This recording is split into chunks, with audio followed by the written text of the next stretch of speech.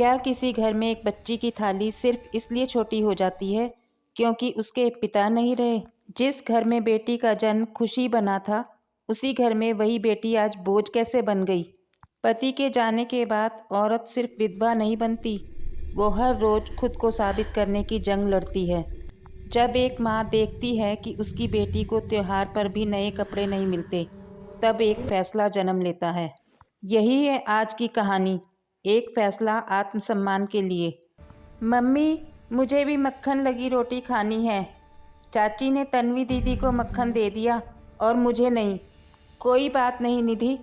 अच्छा, ये तो बता, तुम्हारे पेपर आज ख़त्म हो जाएंगे ना? फिर कल तो निधि मामा के घर जाएगी। जाओ, स्कूल बस आने वाली होगी। अनन्या ने अपनी 4 साल की बेटी निधि का ध्यान दूसरी ओर खींचते हुए उसे स्कूल भेज दिया। ऐसी बातें तो लगभग रोज होती थी जब देवरानी रिया उसकी बच्ची के साथ भेदभाव करती थी। अभी 15 दिन पहले की ही बात थी जब मेहमानों के लिए सूजी का हलवा बना था। रिया ने एक डोंगा हलवा अलग निकालते हुए कहा, माँ जी, बच्चों के लिए हलवा निकाल कर रख दिया है, जब स्कूल से आएंगे तो खा लेंगे। अनन्या को लगा कि बच्चों में उसकी बेटी भी शामिल है। जैसे ही बच्चे आए, उसने तीनों में बराबर बराबर हलवा बांट दिया। जब तन्वी ने अतिरिक्त हलवे की मांग की तो अनन्या बोली, तन्वी बेटा, हलवा तो ख़त्म हो गया, तुमने अपना हिस्सा खा लिया ना? फिर बनाएंगे तब खा लेना। आपने मुझे कम हलवा दिया था ताई जी, तभी तो मेरा जल्दी ख़त्म हो गया। भैया से पूछ लो। नहीं तन्वी, ऐसा नहीं कहते, ताई जी ने सबको बराबर दिया था। ठीक है, कल सुबह तुम दोनों के लिए नाश्ते में हलवा ही बना दूंगी। पर रिया ने इस बात का इतना बतंगड़ खड़ा कर दिया कि सास ने भी अनन्या से कह दिया, बहू, इस बात को याद रखना कि अब कमाने वाला केवल आदित्य है। बिना पति के औरतों को बहुत समझौते करने पड़ते हैं। निधि की तन्वी और आयुष से बराबरी मत किया करो। अरे, निधि की कटोरी में 2 चम्मच हलवा कम डाल देती तो क्या हो जाता? सास की बातें सुनकर अनन्या का मुंह खुला का खुला रह गया। कैसी दादी है, अपनी ही दोनों पोतियों में भेदभाव, बस इसलिए कि निधि आज बिन बाप की रह गई। अनन्या और आदित्य तो संतान की आस ही खो चुके थे और उन्होंने देवर के दोनों बच्चों को ही अपनी औलाद मान लिया था। पर ईश्वर की लीला को कौन समझ सकता है? जब निधि के आने का समाचार मिला तो आदित्य, अनन्या के साथ साथ माँ जी पिताजी भी खुशी से झूम उठे। निधि के जन्म पर आदित्य ने कुआं पूजा की रस्म बड़े धूमधाम से मनाई। हालांकि खुद अनन्या ने कहा था, सुनो जी, कुआं पूजा की रस्म केवल पुत्र जन्म पर ही निभाई जाती है। घर में भी इस बात से कोई खुश नहीं है। रहने दो ना, वैसे ही दावत कर दो। माँ जी भी कह रही थी, तुम्हारी कोई अनोखी लड़की नहीं हुई? हाँ, मेरी ही लड़की अनोखी है। जिसके जैसे भाव होते हैं उतना ही सोच सकते हैं। मेरे लिए लड़का लड़की में कोई अंतर नहीं है। तुम बेकार की बातों पर ध्यान मत दिया करो।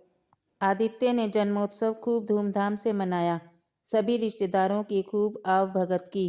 पर पता नहीं किसी की कैसी काली नज़र लगी या उनसे कोई गलती हो गई। निधि 2 साल की ही थी कि एक दिन ग्राहकों से मोल भाव करते करते आदित्य आगे की ओर ऐसा लुढ़का कि फिर उठ नहीं पाया। ऐसा जबरदस्त हार्ट अटैक आया कि अनन्या का हंसता खेलता परिवार उजड़ गया। उसके भैया तो अनन्या और छोटी सी निधि को अपने साथ ले जाना चाहते थे, पर बड़ी ननद ने उसे समझाया, अनन्या, तुम्हारा घर है, अधिकार है यहाँ। सब कुछ छोड़कर मायके में जाने की गलती मत करना। कुछ दिनों के लिए रहने जाना चाहती हो तो बात अलग है। आज तो निधि छोटी है, पर कल बड़ी होगी तो उसे सब कुछ चाहिए होगा। बस उसी दिन से अनन्या ने मन मारकर जीना सीख लिया। वह जितना समझौता करती जा रही थी, उनकी फरमाइशें उतनी ही बढ़ती जा रही थी। पहले तो रिया और बच्चों की बातें मन दुखाती थी, अब तो माँ जी भी ऐसी बातें कहने लगी मानो अनन्या और निधि अनचाहा बोझ हों। अनन्या, होली के लिए गुजिया बनानी शुरू कर दो। बेटियों के घर सामान तो 2-4 दिन में भेज देंगे।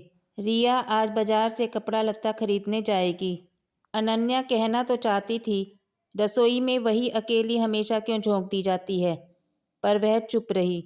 शाम को जब तन्वी ने अपनी नई ड्रेस पहनकर दादी को दिखाई तो अनन्या को पता चला कि रिया ने बच्चों के लिए होली के लिए नए कपड़े लाए हैं।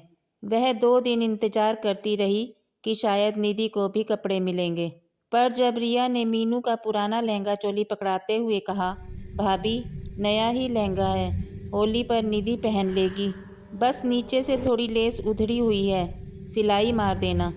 इतना सुनते ही अनन्या के तन में आग लग गई। क्या साल भर के इस त्योहार पर भी मेरी बेटी के लिए नए कपड़े नहीं? दिवाली पर भी रिया ने यह कहकर तन्वी की ड्रेस दे दी थी, बहनें ही तो हैं, निधि को पहना देना। उस वक्त अनन्या ने सोच लिया था, घर में तो भाई बहन पहनते ही हैं आपस में कपड़े, पर केवल पुरानी चीज़ें देते वक्त ही रिया को याद आता था कि निधि भी तन्वी और आयुष की बहन है। आज अनन्या की आंखों से नींद कोसों दूर थी। उसने पास में सोई निधि के सिर पर हाथ फेरा, आंखों में आया पानी पोंछा और मन ही मन ईश्वर को प्रणाम करके बिस्तर पर लेट गई। अगले दिन सुबह समय से पहले ही उसकी आंख खुल गई। रोज की तरह वह सास ससुर के लिए गर्म पानी लेकर गई। पानी देने के बाद बोली, पिताजी क्या मैं आपसे कुछ कह सकती हूँ? बोलो बहू, क्या कहना चाहती हो? पिताजी, मैं आज से शोरूम पर जाकर आदित्य की जिम्मेदारी संभालना चाहती हूँ। ये क्या कह रही है? तू क्यों जाएगी? लोग क्या कहेंगे? माँ जी, मैं कोई गलत काम करने के लिए नहीं कह रही, मैं केवल इतना कह रही हूँ कि जो जिम्मेदारी आदित्य संभालते थे, आज से मैं वह संभालूंगी। तुझे क्या पता कि कारोबार कैसे चलाते हैं? ये मर्दों का काम है, फिर तुझे किस बात की कमी है? अभिषेक सारा काम संभाल तो रहा है। पिताजी, मैं यह फैसला अपने आत्मसम्मान के लिए कर चुकी हूँ और आज से शोरूम पर जाऊंगी। हाँ, कुछ दिनों तक इतना कर लूँगी कि अभिषेक आदित्य की जिम्मेदारी निभाए और मैं अभिषेक की। जब थोड़ा अनुभव हो जाएगा तो मैं अपने पति की अधूरी जिम्मेदारी खुद निभाऊंगी। इतना कहकर अनन्या चाय बनाने चली गई। 10 बजते बजते सास ससुर ने अभिषेक से यह बात कह दी कि अनन्या बिजनेस ज्वाइन करना चाहती है। उस वक्त तो अभिषेक ज़्यादा कुछ नहीं बोला, पर रिया और माजी ने बहुत हाय तौबा मचाई। मैं किसी के बच्चे का ध्यान नहीं रखूंगी। लड़की 3 बजे स्कूल से आ जाती है, रात के 9-10 बजे तक कौन संभालेगा? सारी जिंदगी हो गई, क्या मुझे चैन नहीं पड़ेगा? रिया, मेरी बेटी मेरी जिम्मेदारी है, इसलिए उसके बारे में मैं खुद सोचूंगी।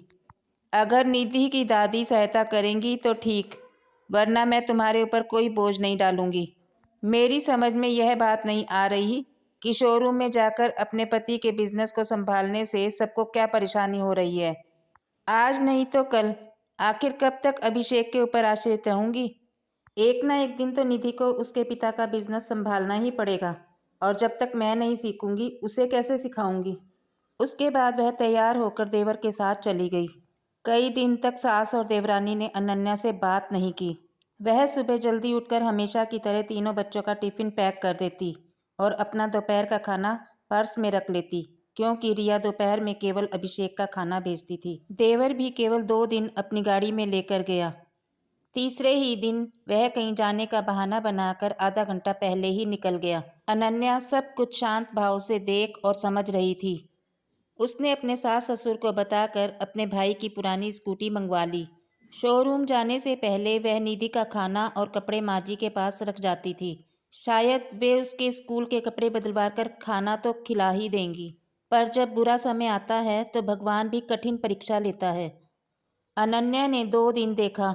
रात के 9 बजे तक निधि स्कूल की वर्दी पहने बैठी थी। हाँ, खाना वह खा लेती थी। तीसरे दिन अनन्या निधि को सीधे स्कूल से शोरूम ले गई। वहीं अपने साथ रखती, खिला पिलाकर होमवर्क करवा देती और रात को अपने साथ ले आती। धीरे धीरे समय गुजरता गया। अब अनन्या एक आत्मविश्वासी बिजनेस वूमन बन चुकी थी।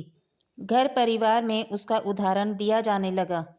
अक्सर माँ जी अपनी पोती निधि से कहती थी, अपनी माँ के जैसी ही हिम्मती बनना।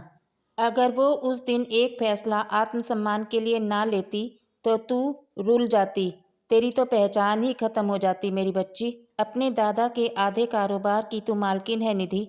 मेरे आदित्य और अनन्या की पहचान बनना। जिस दिन अनन्या ने सहना छोड़ दिया, उसी दिन उसकी बेटी की पहचान शुरू हो गई। अगर वो उस दिन आत्मसम्मान के लिए खड़ी ना होती तो शायद आज निधि सिर्फ एक नाम होती, पहचान नहीं। रिश्ते तब तक साथ देते हैं जब तक आप कमज़ोर रहते हैं। जैसे ही आप मजबूत बनते हैं, आपकी पहचान बन जाती है। आपको हमारी ये कहानी कैसी लगी? यदि आपको हमारी ये कहानी अच्छी लगी हो तो इसे लाइक करें, शेयर करें व ऐसी ही अच्छी कहानियाँ सुनने के लिए हमारे चैनल को ज़रूर सब्सक्राइब करें।